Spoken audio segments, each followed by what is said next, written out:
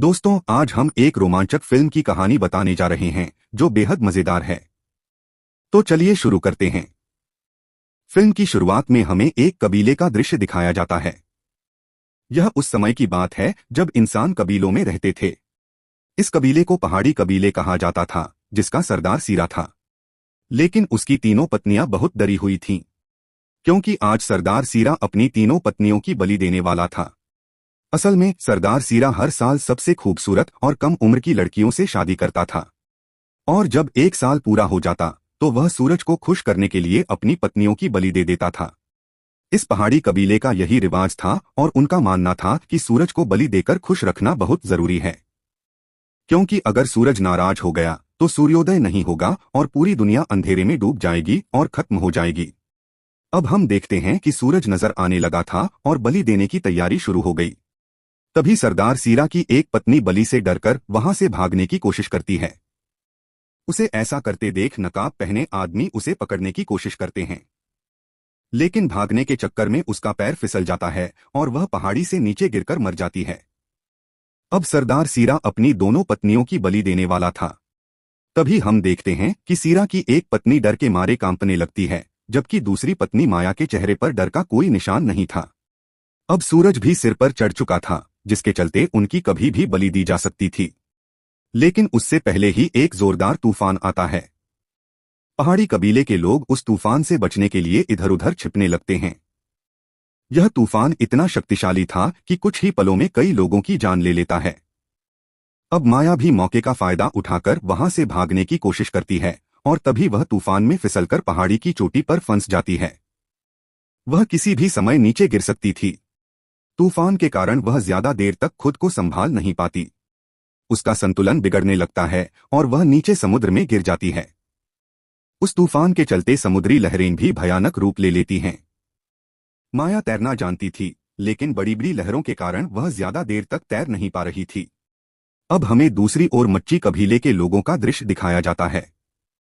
वे भी उसी तूफान के कारण समुद्र में फंस गए थे।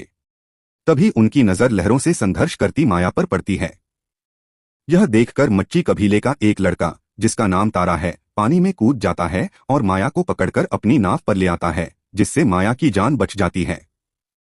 दूसरी ओर सरदार सीरा सूरज से माफी मांग रहा था, क्योंकि वह माया की बलि नहीं दे पाया था।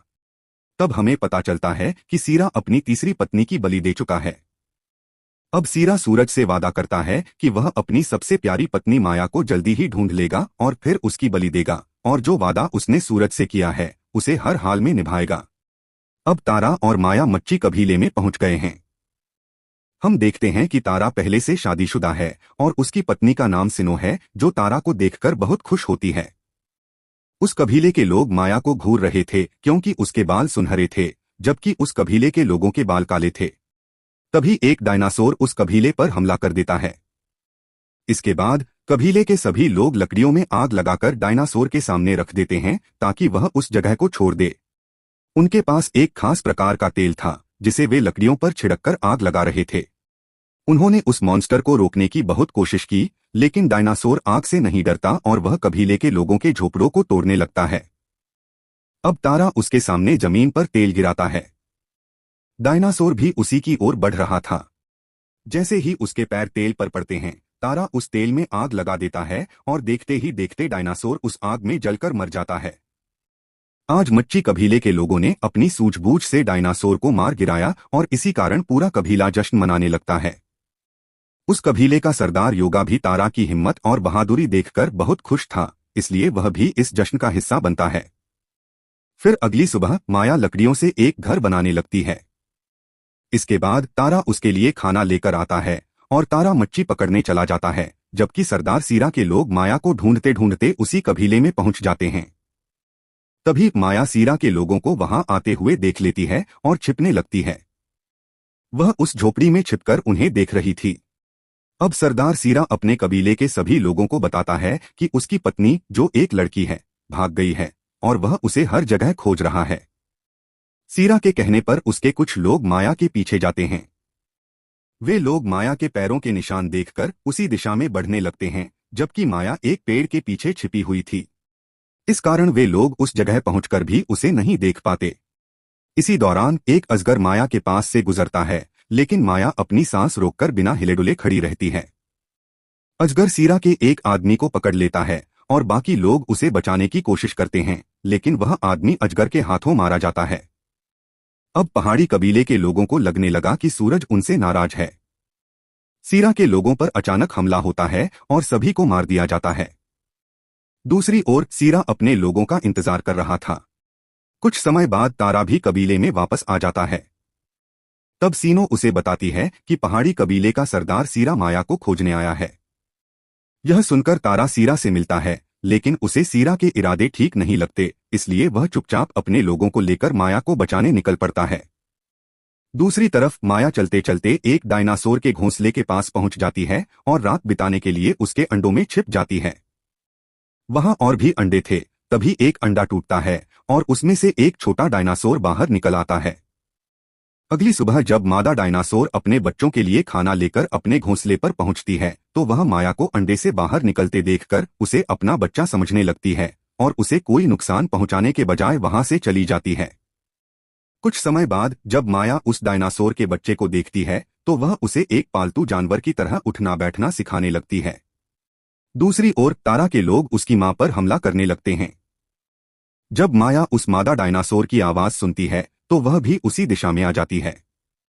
जब तारा माया को उस डायनासोर से लड़ते हुए देखती है और माया उसे रोकने की कोशिश करती है, तो वह रुक जाती है। तभी माया तारा को ऐसा करने से रोकती है और उसे डायनासोर और अपने रिश्ते के बारे में बताती है।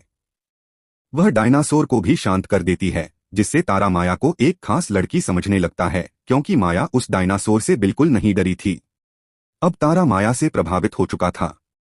इसके बाद माया तारा को अपने साथ चलने के लिए कहती है और दोनों एक गुफा में पहुंच जाते हैं। वहां पहुंचने के बाद तारा माया पर भूखे शेर की तरह टूट पड़ता है। दूसरी ओर सीरा अपने बाकी लोगों के साथ माया को ढूंढने में लगा हुआ था और उसने मच्छी कबीले वालों को यह समझा दिया था कि सूरज को खुश करने के लिए माया की बलि देना बहुत जरूरी है। इसके बाद मच्छी कबीले के लोग उसकी बातों पर विश्वास करके उसका साथ देने लगे, जिससे सीरा की टीम काफी बड़ी हो गई। अब मच्छी कबीले के लोग समुद्र में माया को तलाश रहे थे, जबकि पहाड़ी कबीले के लोग पहाड़ों पर। दूसरी तरफ माया और तारा एक दूसरे के प्यार में इस कदर खो चुके थे कि उन्हें इस बात का बिल्कुल भी अंदाजा नहीं था कि सीरा के लोग उन्हें ढूंढ चुके हैं। अब सीरा की टीम उन दोनों को घेर लेती है। इसके बाद सीरा माया को अपने पास बुलाता है, लेकिन वे दोनों समुद्र में कूद जाते हैं और किसी तरह सीरा से बचने की कोशिश करते हैं। लेकिन उन्हें यह नहीं पता था कि तारा का कबीला भी सरदार शीरा के साथ मिल चुका है। अब वे दोनों समुद्र से निकलकर पहाड़ों की ओर बढ़ने लगे, जबकि सीरा के लोग उन्हें चारों दिशाओं से देख रहे थे और सरदार शीरा तक उनकी हर एक हरकत की खबर पहुंच रही थी। अब तारा और माया भागते भागते एक जंगल में पहुंच जाते हैं, जहां सीरा के लोग उन्हें पकड़ लेते हैं। सीरा उनकी बलि देने वाला था और सूरज के निकलने का इंतजार कर रहा था। तभी समुद्र के किनारे से बड़े बड़े मॉन्स्टर केकड़े बाहर आने लगते हैं और वे सभी को खाने लगते हैं। कुछ देर बाद समुद्र में खतरनाक तूफान आता है और सभी लोग डरकर भागने लगते हैं। इसके बाद तारा अपनी पत्नी सिनो से मदद मांगता है, लेकिन वह उसकी कोई सहायता नहीं करती और वहां से भाग जाती है। उसी समय माया उस कबीले में आ जाती है और जल्दी जल्दी तारा के हाथ पैर खोल देती है। इसके बाद कबीले के लोग अपनी नाव में चढ़कर भागने की कोशिश करते हैं, लेकिन तूफान बहुत खतरनाक होता है और इसी कारण वे लोग डूबकर मर जाते हैं। अब हम देखते हैं कि तारा की पत्नी को केकड़े खींचकर मार देते हैं और इसके बाद तारा और माया भी एक नाव पर चढ़कर वहां से भागने लगते हैं। लेकिन सीरा उन्हें रोकने की कोशिश करता है तो तारा सरदार से लड़ाई करने लगता है।